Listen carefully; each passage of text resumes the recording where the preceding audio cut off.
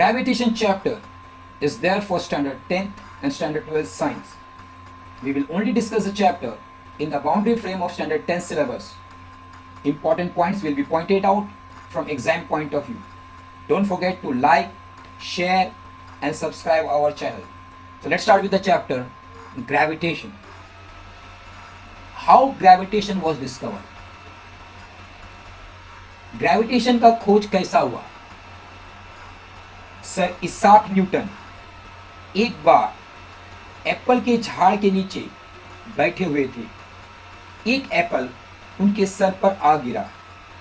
आप क्या करते? आपको गुस्सा आ जाता, या हो सकता है उस एप्पल को उठाकर आप धोकर खा जाते। लेकिन सर इसाक न्यूटन ऐसा कुछ भी नहीं किए। मेरी question came to his mind, why apple fell vertically downward? Why apple did not fly in the horizontal direction? ये जो एप्पल है ये नीचे की ओर ही क्यों गिरा? ये ऊपर भी जा सकता था, ये लेफ्ट भी जा सकता था, ये राइट भी जा सकता था, ये नीचे की ओर ही क्यों गया?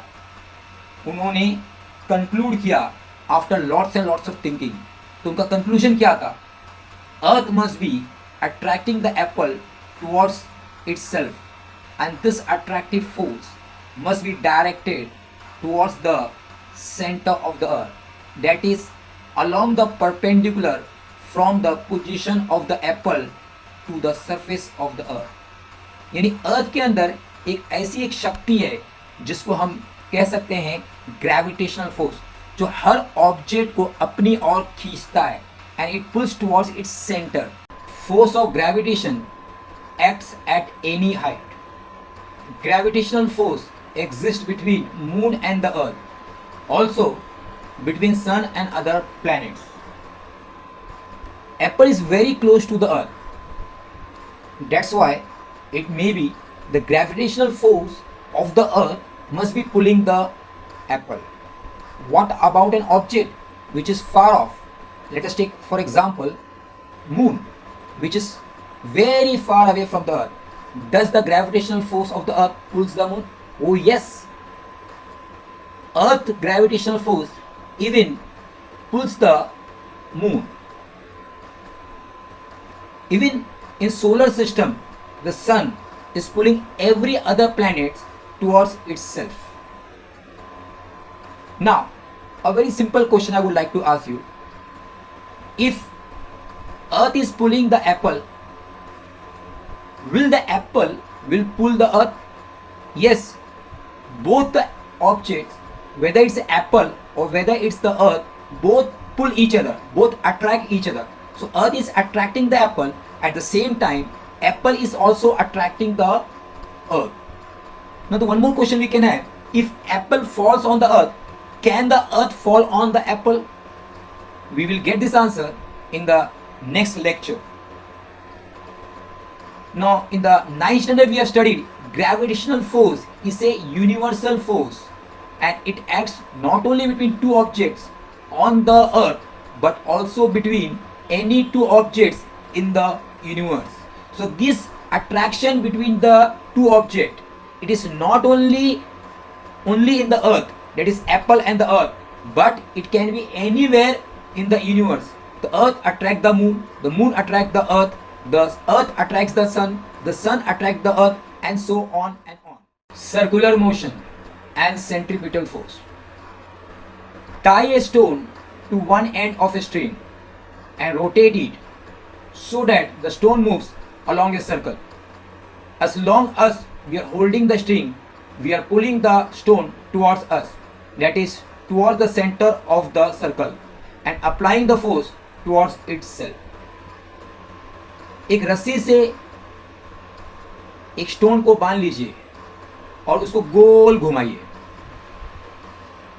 ये आपको सर्कुलर मोशन देगा, क्योंकि ये रस्सी सेंटर की तरफ स्टोन को खींचेगा। It will pull the stone towards its centre, और जब तक इस स्टोन को ये स्ट्रिंग सेंटर की ओर खींच रहा है तब तक आपको ये सर्कुलर मोशन मिलेगा। ये जो सेंटर की तरफ जो फोर्स खींच रहा है उसको हम बोलते हैं centripetal force. So because of this centripetal force, you are getting a circular motion. The force stops acting if we release the string. The stone flies off along a straight line which is tangent to the circle at the position of the stone when the string is released, because that is the direction of its velocity at that instant of time. जैसे ही आपने string को release कर देंगे, ये जो stone है जो आपको सर्कुलर मोशन दे रहा था वो इस डायरेक्शन में मूव करेगा, एक स्ट्रेट लाइन में मूव करेगा, जो ये सर्कल के लिए ये स्ट्रेट लाइन टेंजेंट कहलाता है.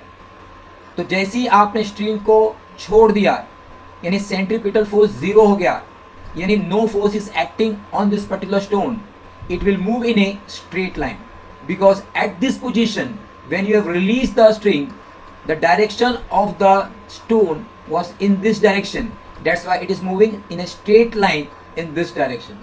Similar example we can have, for example, a 5 rupee coin kept on a rotating disc flies off the disc along the tangent to the disc. So same way you have done an experiment in the lower classes. Now what is the definition of centripetal force? A very important definition. Exam point of view, it can come in your paper. The force acting on any object moving along a circle and directed toward the center of the circle is called centripetal force. I again repeat, एक वो force है जो centre की तरफ खींचता है, जिसके वजह से आपको एक सर्कुलर मोशन मिलता है, और उसे हम कहते हैं centripetal force. Let's have an example of circular motion and centripetal force. Moon is a natural satellite of the Earth, goes around the Earth in a definite orbit. The direction of the motion as well as speed constantly changes during this motion. Earth gravitational force attracts the moon towards its center. So you see in this example, this Earth is pulling this moon towards itself. You can say the gravitational force of the Earth is pulling the moon towards itself. So this gravitational force is nothing but the centripetal force. Suppose if this force is removed, if this gravitational force is removed, if this centripetal force is removed, then this moon will not perform circular motion. और ये जो moon है ये circular motion ना देगा, बल्कि ये straight line में बाहर निकल जाएगा.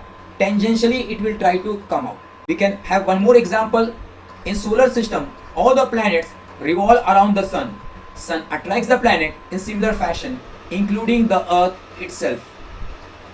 So you can see the sun is attracting all the planets with the help of same centripetal force, and all are performing the circular motion. If this centripetal force is not there, then we will not find circular motion. So if no such force act, then there will be no circular motion. Kepler has given 3 laws. Kepler's first law: the orbit of a planet is an ellipse with the sun at one of the foci. So if you see, the Earth is performing a circular revolution around the sun. Now here we have used the word circular. Actually it is not a circular motion. Now we will redefine our motion from circular motion to elliptical motion. Here this orbit is not in a circular form, but it is in the form of ellipse. That is, it is in the shape of a egg.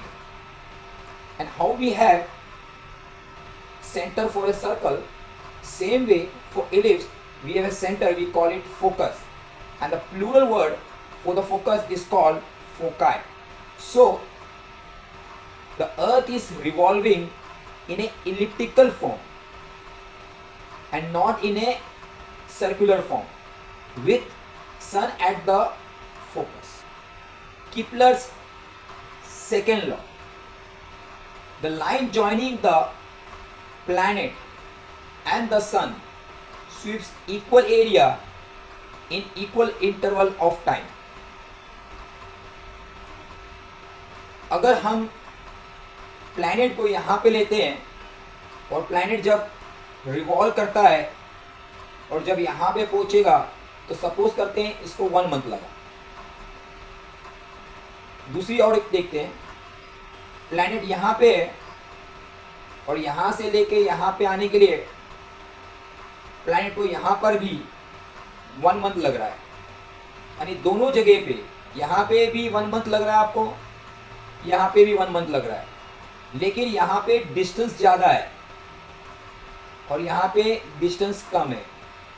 अगर आप focus से join करेंगे तो आपको एक sector मिलेगा और उसका एरिया सपोज करते हैं A1, और यहाँ पे भी फोकस से लाइन ज्वाइन करेंगे,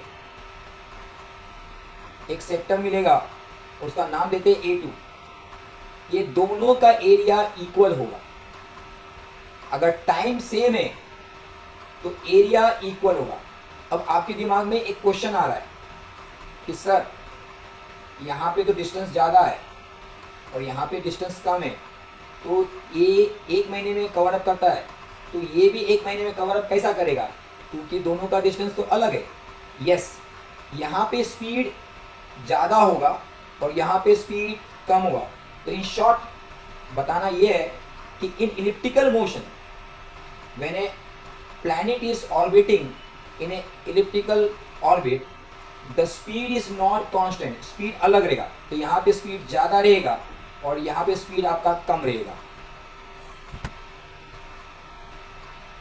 Kepler's third law, the square of its period of revolution around the sun is directly proportional to the cube of the mean distance of a planet from the sun, that is t square is directly proportional to r cube।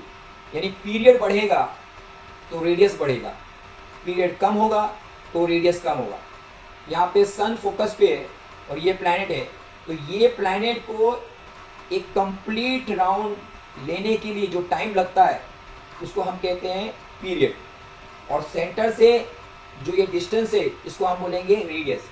इस planet के लिए radius ये रहेगा और इस planet के लिए radius ये रहेगा। तो ये रेडियस छोटा है, ये रेडियस बड़ा है, तो इसका पीरियड बड़ा होगा और इसका पीरियड कम होगा। तो this planet will take more time to revolve a complete revolution, this planet will take less time to complete one revolution.